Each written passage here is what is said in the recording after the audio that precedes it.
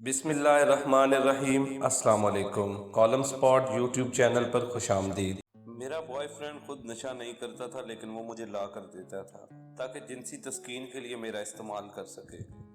کوئی لڑکی جب نشے میں پڑ جاتی ہے تو اس کی زندگی تباہ و برباد ہو جاتی ہے۔ وہ یہی کہتی ہے کہ میرے ساتھ کچھ بھی کرو، جیسا بھی کرو، بس مجھے نشہ لا کر دو۔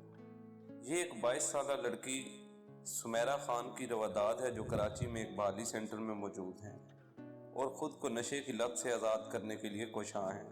اقوام متحدہ کے ادارہ برائے منشیات کی رپورٹ کے مطابق پاکستان میں 70 لاکھ سے زیادہ افراد نشے کی لت میں مبتلا ہیں۔ ان میں کیمیکلز والے نشے کے استعمال میں اضافہ ہو رہا ہے، جن میں ہیروئن، کوکین اور آئس کا نشہ شامل ہے۔ سمیرہ خان کی نوعمری میں ایک بڑی عمر کے شخص سے شادی ہو گئی تھی اور نتیجے میں چند سالوں میں علیحدگی بھی ہو گئی۔ بحالی سینٹر میں سمیرہ نے بات کرتے ہوئے بتایا کہ وہ شخص مجھ پر تشدد کرتا تھا اور اس عرصے میں 2 بچوں کی ماں بھی بن چکی تھی۔ ایک روز تنگ آ کر والدین کے گھر آ گئی، لیکن شوہر بڑے بیٹے کو ساتھ لے گیا۔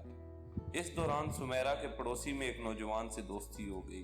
وہ بتاتی ہیں کہ بیٹا چھننے کی وجہ سے اس کو رات کو نیند نہیں آتی تھی اور اس کے دوست نے اس کو نشہ کرسٹل دینا شروع کیا اور کہا کہ اس سے آرام آئے گا۔ اس طرح میں اس جال میں پھنس گئی۔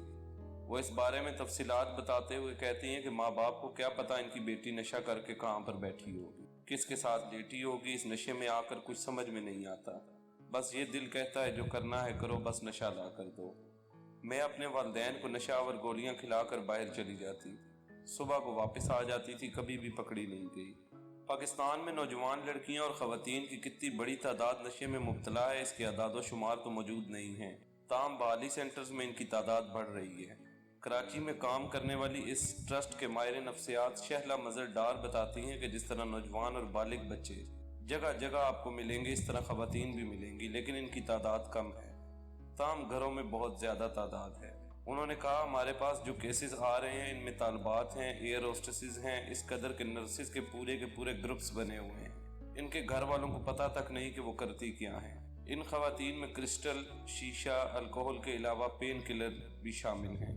پاکستان کے بڑے شہروں میں یونیورسٹیوں کے طالب علموں میں کرسٹل، آئس اور دیگر نشوں کا استعمال کوئی ڈھکی چھپی بات نہیں ہے۔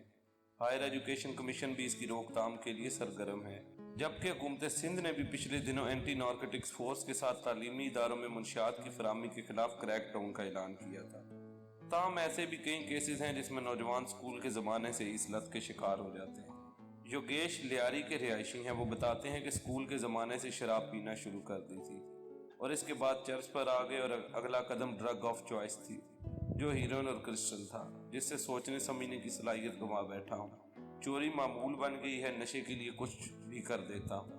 مبین احمد کی کہانی بھی یوگیش سے ملتی جلتی ہے۔ وہ بتاتے ہیں کہ 9ویں کلاس میں چرس پیتا تھا، کالج میں گیا تو کبھی بیئر تو کبھی الکوہل استعمال کی، اس کے بعد خواب آور گولیاں کھانے لگا اور اس کے بعد آئس اور کرسٹل میں مبتلا ہو گیا۔ یہاں دال گھی شاید مشکل سے دستیاب ہو، لیکن کرسٹل آسانی سے مل جاتا ہے۔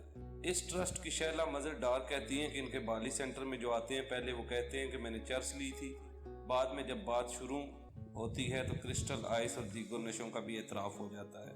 وہ کہتی ہیں کہ یہ لوگ کسی ایک نشے کے ساتھ نہیں بلکہ پولی ڈرگ استعمال کرتے ہیں۔ لیاری کے نوجوان یوگیش 3 سینٹروں میں زیر علاج رہ چکے ہیں، جن میں سے ایک اینٹی نارکوٹکس فورس کا سینٹر بھی شامل ہے۔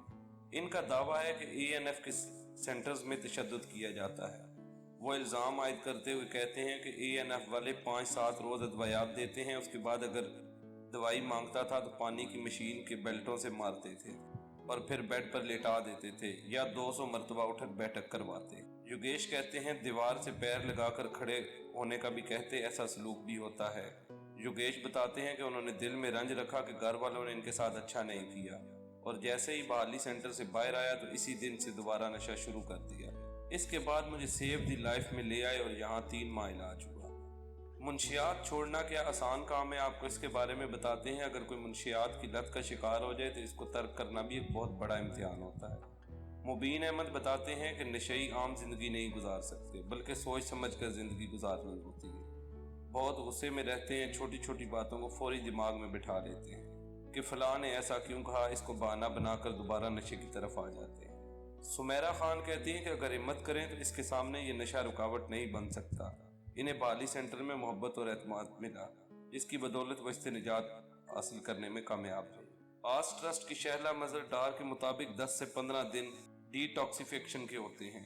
یہ عرصہ زیادہ دن بھی ہو سکتا ہے۔ اس کا دار و مدار اس نشے پر ہے جو کیا گیا ہے۔ نشے سے دستبرداری کا عمل بہت تکلیف دہ ہوتا ہے۔ اس عرصے میں ذہن میں خودکشی کے خیال بھی آتے ہیں کیونکہ کچھ لوگ اس تکلیف کو برداشت نہیں کر پاتے۔ دوسرا مرحلہ علاج کا ہے جس میں ان کا نفسیاتی مشاہدہ اور معاونت کی جاتی ہے۔ ہماری بھی تمام والدین سے اپیل ہے کہ اپنے بچوں کے اوپر نظر رکھیں، ان کو یونیورسٹی کالجز سے کوشش کر کے خود چھوڑنے جائیں اور لے کر آئیں، اور اگر کسی غرض سے آپ اپنے بچوں کو دوسرے شہر پڑھنے کے لیے بھیجنا بھی چاہتے ہیں تو کوشش کریں ہاسٹل کے بجائے اسی شہر میں قیام کا انتخاب کریں۔ اس سے آپ بچوں کی نگرانی بھی کر پائیں گے اور وہ غلط راستے پر جانے سے بھی باز آ جائیں گے۔